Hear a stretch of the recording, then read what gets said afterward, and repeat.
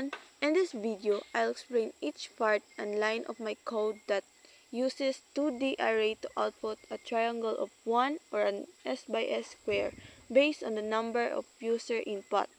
I created this program based on the task that require me to use nested loop and 2D to generate pattern based on user input.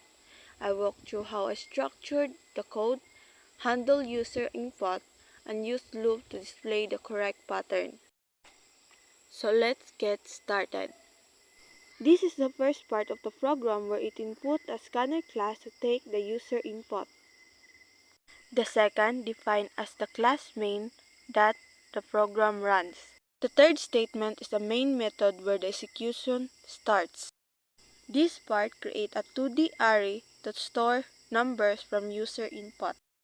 Next, this part creates a scanner object that name dimension to read user input. The while true statement is an infinite loop to keep asking user to input.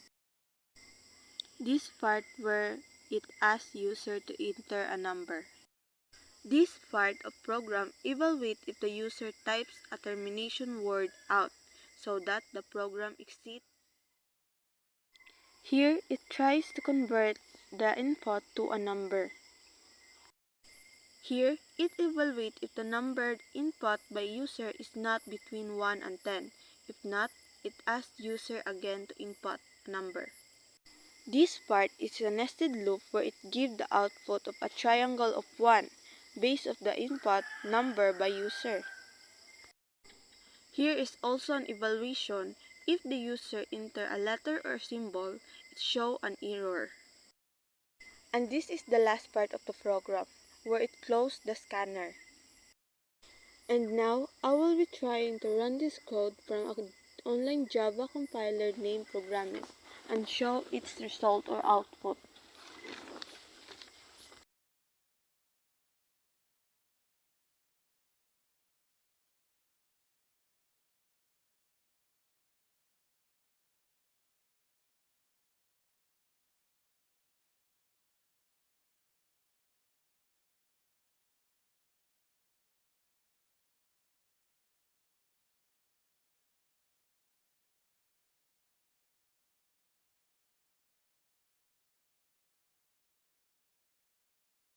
And that's all. Thank you for watching this video.